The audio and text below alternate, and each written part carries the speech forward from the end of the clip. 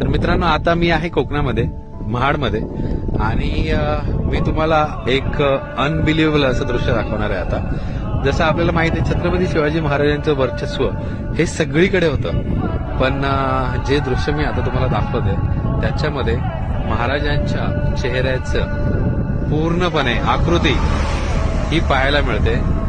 जी समोर पर्वतरांग आहे तिकडे बघा, महाराजांची जिरेटोप, त्याच्यानंतर डोळे, नाक, ओठ आणि दाढी, हे सगळं बघा किती उपयोग पाहायला मिळते.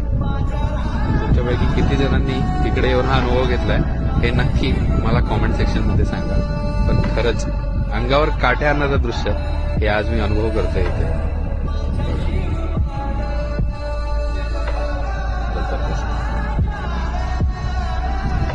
आहे की नाही? म्हणजे महाराजांचं वर्चस्व हे निसर्गामध्येही आहे, हे आपण आज समोरून साक्षात बघत आहोत.